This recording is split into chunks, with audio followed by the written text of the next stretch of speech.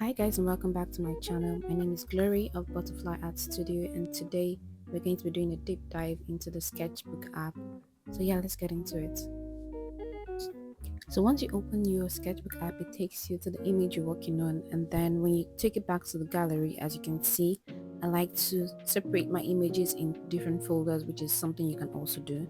And then you tap the plus button, which takes you to a new sketch.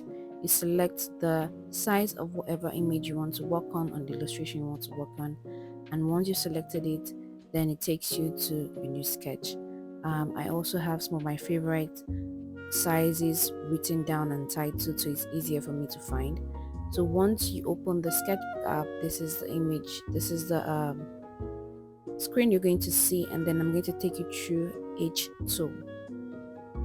So the first tool on the toolbar is called the menu key, and it has a lot of options like your new image, your gallery, your save, and all of that. Then the next is the arrow tool, which you can undo and redo. The next after that is called the selection tool. Now the selection tool has a couple of tools under it. It has a lasso, the rectangle, and others. So these basically you can use to select a certain image, and then with the tool next to it, you can then move the image around, zoom in and zoom out. So this is practically for if you want to select a very specific item on your illustration without moving an entire layer or not. So the next tool after that is called the transform tool. So the transform tool basically is used to move images or objects around. So once you've selected whatever you want to using your selection tool, I typically like to use my lasso tool because it's easier for me to manipulate whatever I want to move. And then I select the next tool beside it, which is called the transform tool. And as you can see, I selected an entire layer, so I'm just moving this around to show you how you can use your tool. And then the next tool after this is called the fill tool, which is pretty self-explanatory. I like to use this typically to just fill my background, as I rarely do a lot of filling. If I do, I still like to go in my brushes to plane out the edges. And then the next tool after this is called the guide tool. So this guide tool is basically like a ruler. So it has different shapes. Usually I would use just the straight line, but there's also like the curved ruler and all of that you can also use. And then it's just for you to create a very precise line in your image. So the next tool after the guide tool is called the symmetry tool. As you can see, it's used to create the same images. um, so I typically use this when I want to create like a pattern shape. So it has your vertical line, your horizontal lines, and also it has the last line, which I think is about like 8 points. So yeah, you can see what it basically does. So just like copy and paste, but all at once.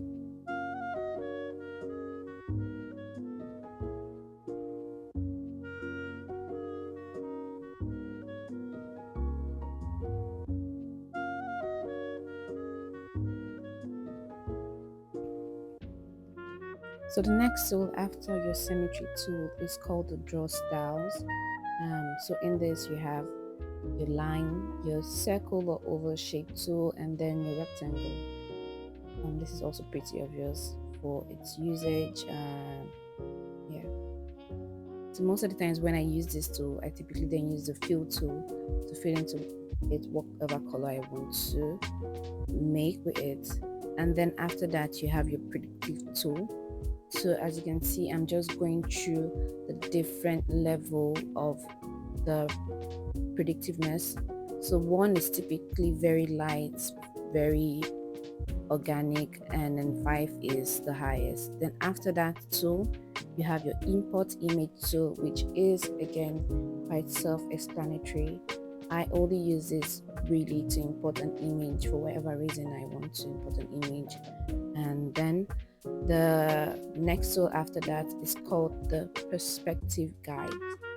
I rarely ever use this except I'm trying to as well once again create maybe pattern illustration sort of thing. But a lot of people that do still images like to use this to create perspective for maybe a building and all of that before then going ahead to draw their illustration on them.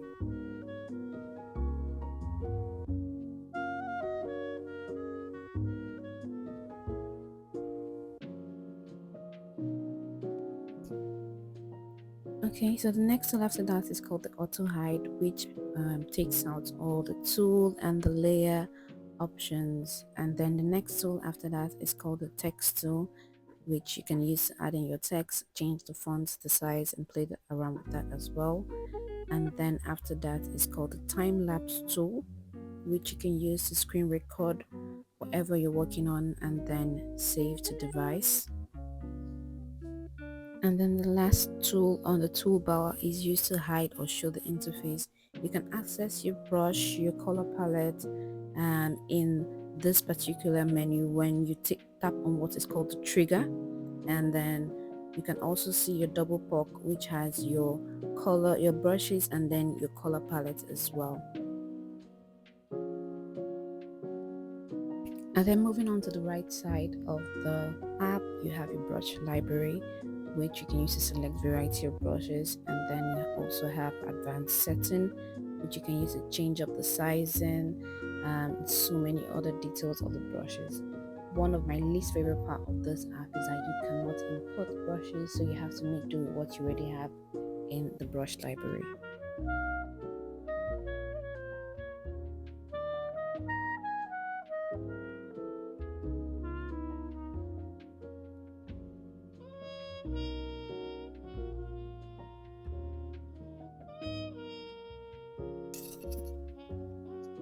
Okay, so the button you have underneath is called the marking menu, and you can edit this in your preferences to show what you want.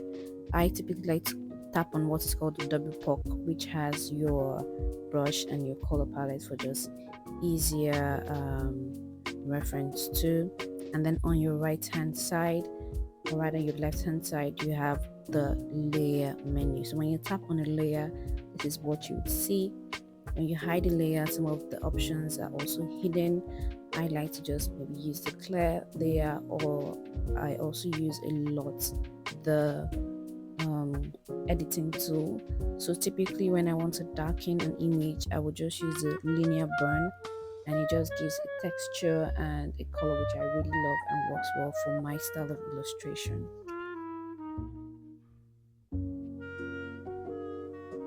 Okay, so yeah, I'm just going to show you a couple clearer samples. I'm gonna open a new sketch and then just work on some tools so you can have a better understanding of what those tools are used for.